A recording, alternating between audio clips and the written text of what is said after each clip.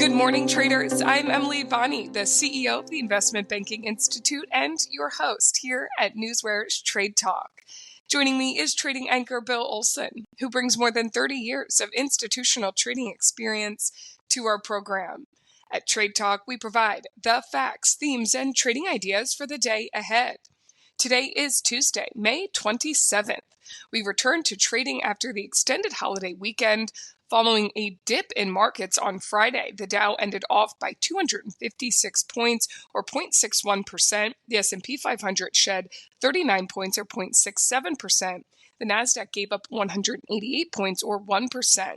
As we jump into a new week, investors are watching tariff developments, treasury yields, and presidential announcements. So, Bill, let's get into a new week and Tuesday with what is happening in the markets this morning. Yes, good morning. I'm watching the S&Ps. We're showing a strong leg higher. We're up 1.41%. It's been tailing off, though. Was up 1.5, was up 1.55, then 1.5, 1.49. Now it's up 1.41%. And it's really due to the reaction from Sunday, when Trump announced that he's pausing the pending EU tariffs until July 9th. Remember, he said on Friday, he got up in the morning and he said, 50% tariffs on EU starting June 1. That caused huge panic because the market was not expecting that. So prices just, got slaughtered Monday morning. But, today is the opposite because he changed his tune and he said now July 9th. And July 9th is the date when all these reciprocal tariffs are scheduled to go into effect. Now, I do want to point out there's two key economic reports coming out today. There's a durable goods report and consumer confidence reports, both coming out today. Now, the durable goods is going to come in weak because it's April data. March data showed an elevated, number as companies were really just stockpiling and preparing for the long haul. But the April numbers are going to be exceedingly weak, and that could cause the market a little bit of pain this morning. Those talks with U.S. and Iranian officials are said to have been gone positive, and they're still going to continue. That's a good sign. M&A activity is heating up. Salesforce CRM is back in talks with to acquire INFA, and President Trump indicated that he's willing to support Nippon Steel's offer to buy U.S. Steel. That's positive. Chinese stock PDD, Paul David, it's trading lower after releasing earnings. I mean, there's a host of key earnings coming out this week. You got Macy's, Dick's Sporting Goods, Hewlett Packard, LG, and Salesforce, NVDA, Best Buy, Burlington Stores, Ultra Beauty, Zscaler, Marvel, DELL, and Costco. They're all set to report this week, so we got to keep an eye on that. Taking a look over at the global markets. I mean, for the most part, I got to say we are seeing gains. We're seeing, taking a look at Germany, the German markets are up 173 points, or 0.72%. Defense stocks are really showing good, strong gains in London. We're seeing gains of 0.77%. Strength in pharmaceutical and oil stocks. The CAC in Paris is up, 0.15%. That's kind of being supported by an unexpected easing in the annual inflation rate to the 0.7% in May, and that's the lowest level since February 2021. Turning our attention over to Asia. Asia mostly saw gains. The Nikkei was up 192 points, or 0.51%. The weaker yen supported gains in the industrial manufacturing stocks, but in terms of bond offerings, the Japanese government is kind of pulling back some of the bond offerings that it's been doing. It's curtailing the amount of the bond offerings, and that's actually positive for markets. Hong Kong finished higher by 99 points. That's 0.43%. Sentiment picked up in Hong Kong after Chinese industrial profits for Apple suggested resilience in the sector. So that was good to see. But Shanghai, finished flat. I mean, it was down 0.18%. Auto stocks really dragged on that index. BYD's announcement of significant discounts on 22 of their electric and hybrid models, kind of is creating fears of price breaks across the board for the entire sector, and that's not really good for the EV market. Let's take a look at oil.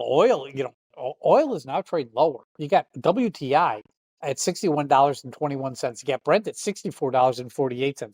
oil was higher, but there's a lot of cautiousness in the air with respect to oil because there's an OPEC meeting this week. It's a virtual meeting, and another production hike is going to be discussed, and another production hike for oil at this point would really cause oil to fall even further. So we got to wait and see. That meeting happens on June 1st. But that's what's going on with oil, and that's what I have for you in terms of news hitting the tape this morning, Emily. Bill, you come out of the gate here on a Tuesday prepared for the trading day ahead because even though we had an extended holiday weekend, you're caught up on all of the day's market moving news, all using your NewsWare. And in your opening, you mentioned everything from presidential announcements to economic reports and earnings action. And we're going to dig into some of the details throughout today's show, starting first with earnings action.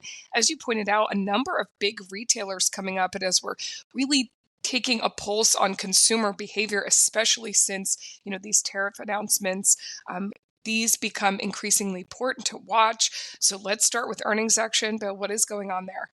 I want to start off with AutoZone, ticker AZO, Apple, Zebra, Oscar. They missed by $1.65, but it was done on higher revenue. You look at AutoZone this morning, ticker AZO, it's up 1.92% this morning.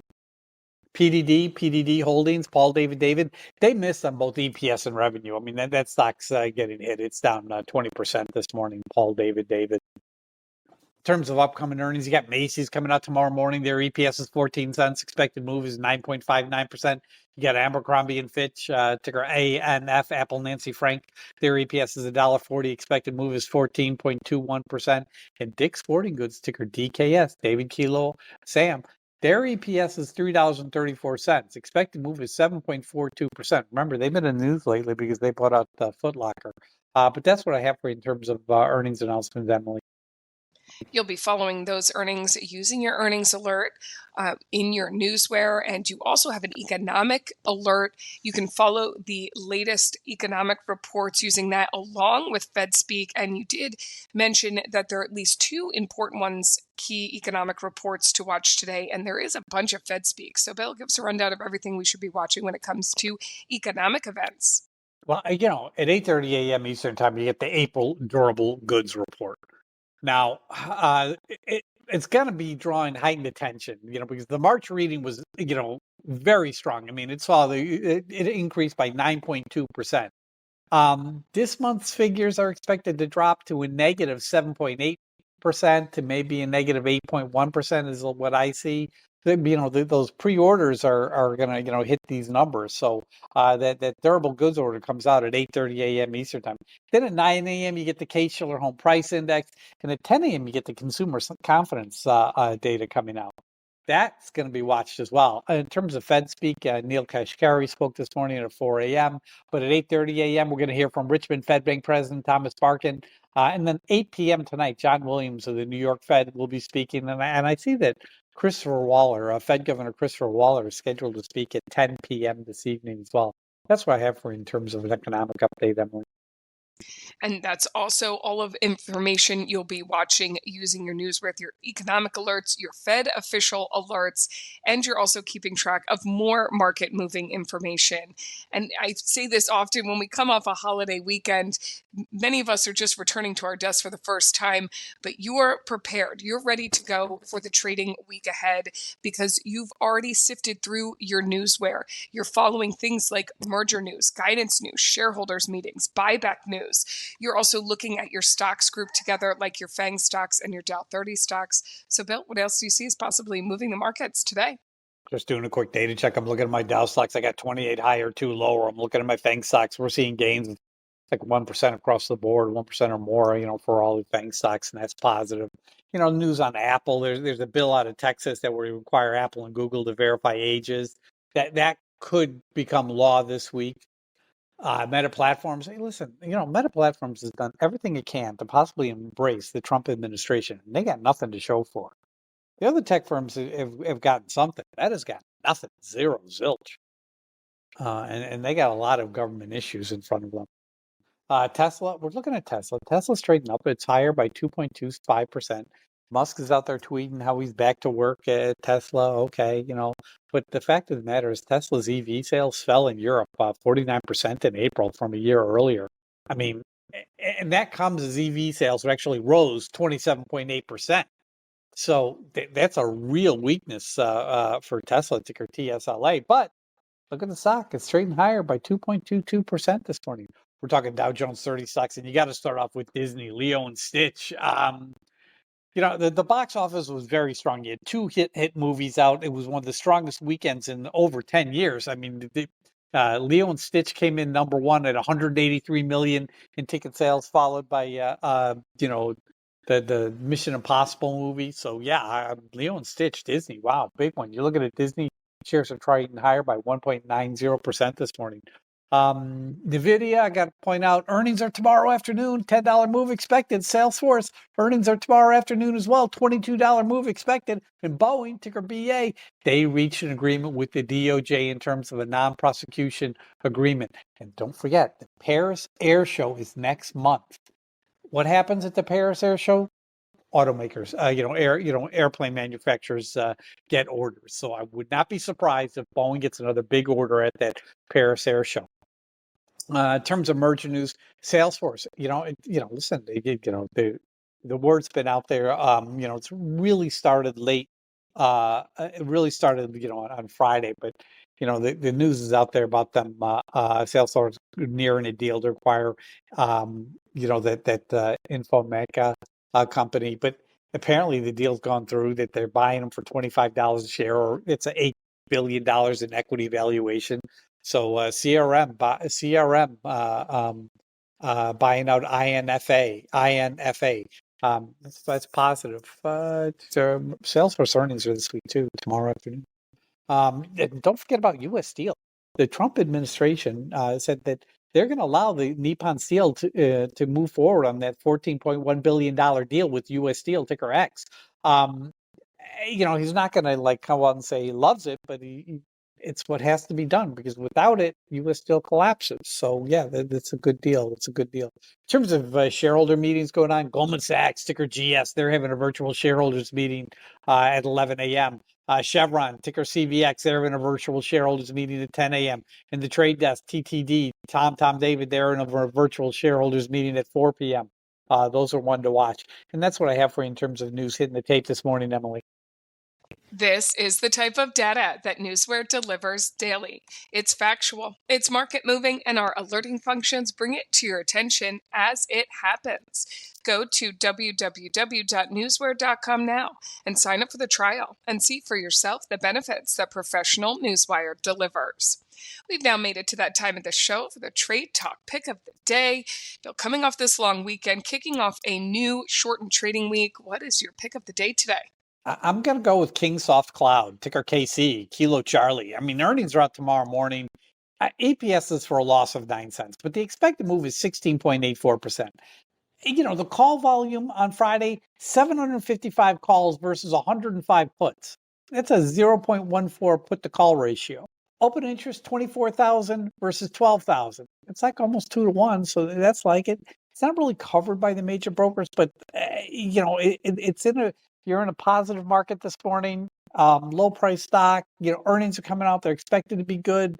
So yeah, if I can get in under 13.20, I'm thinking 13.15. I think that'll be a good trade today.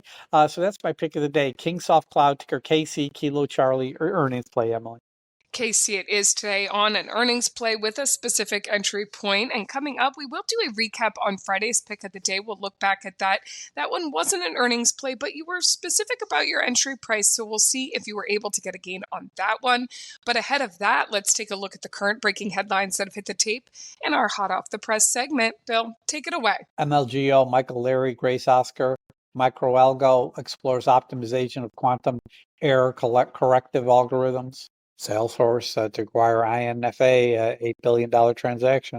Volume's kind of thin this morning, which isn't surprising because of the holiday. Hyatt, ticker H, they extended their offer for share supply of hotels and resorts. Apple, Tim Cook decided to decline the White House's invitation to join Trump on his trip to the Middle East last week. Southwest Airlines, ticker LUV, they end their baggage-free policy. They're going to charge $35 for the first bag. United Airlines and their flight attendants have reached a tentative agreement on a new contract. Merck, they're having a shareholders meeting today at 9. That's all I'm seeing this morning. Okay, Bill, before we dive into trading on this Tuesday, let's do that check-in on Friday's pick of the day, which was Verizon. Now, if listeners recall on Friday, markets really took a tumble after there were social media tweets from President Trump about tariffs. As you mentioned today throughout the podcast, those fears have sort of eased as of today. But on Friday, it was a messy day. You were looking for a safety play in Verizon, and you were looking for a low 43 as an entry point or even under. How did your call work out?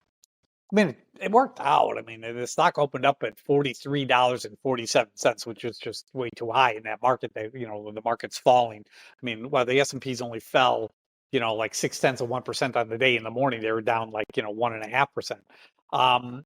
So Verizon opened up at $43.47, and it fell down to $42.86.